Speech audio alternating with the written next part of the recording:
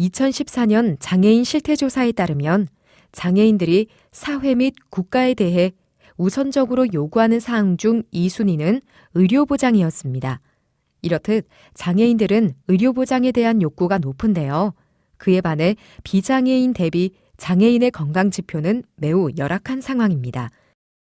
이러한 장애인의 열악한 건강 현황은 진료비 부담, 접근성 문제 등으로 인해 비장애인보다 보건의료 서비스를 충분히 받지 못했기 때문인데요. 이에 따라 장애인 건강권 및 의료 접근성 보장에 관한 법률, 즉 장애인 건강권법을 제정하게 됩니다. 제정 배경의 원인을 좀 더 자세히 살펴보도록 하죠. 장애인들은 만성질환자 비율이 75.8%를 보이는 등 건강에 매우 취약합니다. 하지만 장애로 인한 의료 접근성이 떨어져 건강이 더 취약해지는 악순환이 반복되고 있습니다. 그에 따라 지금까지 장애인 정책 5개년 계획, 헬스 플랜 2020 등 장애인을 위한 여러 가지 정책적인 접근이 있었지만 장애인의 건강 형평성을 높이는 데 많은 제한이 있었습니다. 따라서 장애인의 건강권과 의료 접근성을 높이기 위해 2015년 12월 29일 장애인 건강권 및 의료 접근성 보장에 관한 법률, 즉 장애인 건강권법이 제정되었습니다. 장애인 건강권법은 장애인의 건강 증진에 이바지하는 것을 목적으로 하고 있습니다.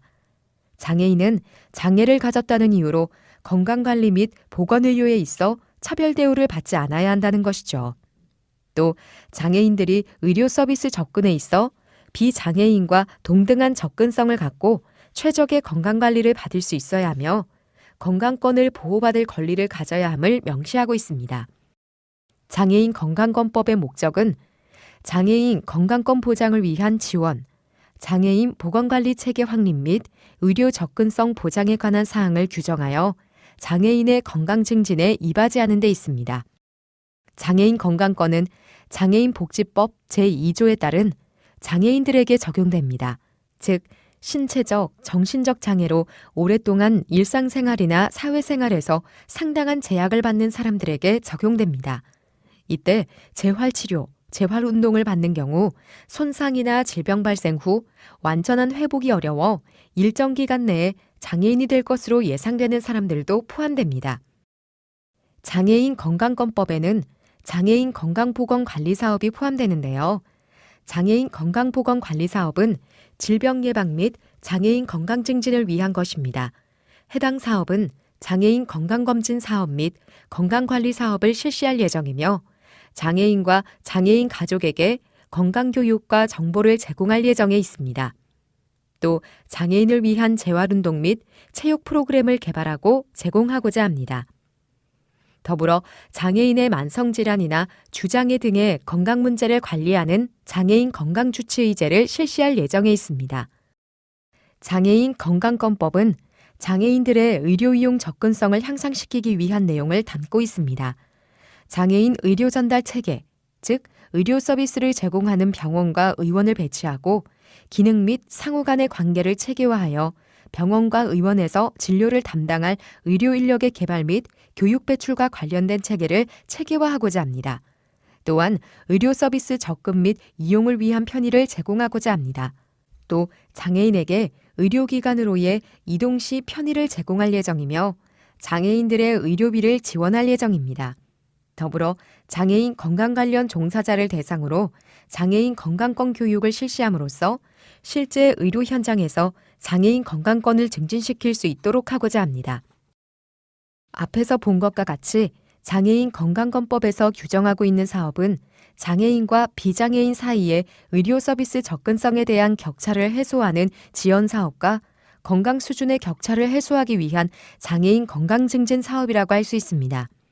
이러한 장애인 건강권법은 장애인의 건강보건관리를 위한 장애인 건강보건관리 사업을 실시하도록 규정하고 있습니다.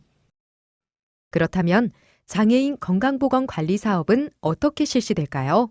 중앙장애인보건의료센터와 지역장애인 보건의료센터는 긴급한 환자 혹은 치료가 어려운 환자를 다루는 3차 의료기관과 재활 전문 의료기관, 보건소, 복지관, 의원 등 지역사회기관과 서로 상호작용하며 보건 서비스를 제공할 예정입니다. 중앙지역장애인 보건의료센터는 첫째, 장애인에 특화된 장애인 건강 관련 제도 및 사업들이 도입됨에 따라 사업 효과성 및 접근성 제고를 위해 각 사업 주체들 간의 연계 및 협력을 지원합니다.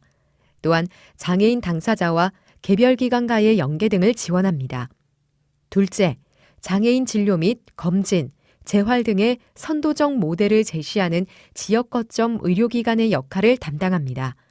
별도의 지원 체계가 없었던 여성 장애인의 임신 및 출산 등과 관련하여 전문 의료 서비스를 제공합니다. 셋째, 의료 서비스에 대한 문화적 접근성 향상을 위해서 지역 의료인들의 장애 이해도를 높이기 위해 교육을 실시하는 등 교육 기능 등을 총괄하는 역할을 합니다. 3차 의료기관과 재활 전문 의료기관은 전문 의료 서비스를 제공합니다. 보건소, 장애인 건강주치, 재활운동 및 체육 제공기관 등의 지역사회기관에서는 장애인 건강관리 서비스를 제공합니다. 가장 기대되는 거는 어떤 장애인의 건강이라는 거를 하나의 어떤 법적으로 좀 제도화했다는 거죠. 권리거든요. 건강할 권리. 전 국민 건강보험 시대라고 얘기를 하잖아요. 근데 사실은 장애인은 그 건강보험 시대에서 많이 좀 제외가 됐던 것 같아요. 그래서 장애인 건강권이라는 거는 장애인도 건강할 권리가 있다는 하나의 선언이거든요. 그런 면에서는 어떤 의료진들이나 아니면 정부나 장애인들의 건강을 바라보는 시각이 좀 달라진 거죠. 이제까지는 뭔가 시혜적으로 뭔가 이게 거들어주는 그런 차원이지만 장애인 스스로도 건강할 권리가 있고 그 건강할 권리를 위해서 정부가 뭘 해줄 것이며 의료진들이 뭘 해줄 것인가에 대한 약속이기 때문에 굉장히 큰 변화가 있을 거로 생각이 됩니다. 예를 들면은 지금 그 장애인 건강법 안에는 장애인들의 검진이라든가 그다음에 재활운동 및 체육이라든가 그다음에 주치제도, 의료비 지원제도, 그다음에 전달체계 만드는 여러 가지 것들이 있거든요. 사실 그런 것들이 이제 법적으로 강제함으로써 장애인들의 건강을 더 좋게 만들 수 있게 이렇게 담보가 돼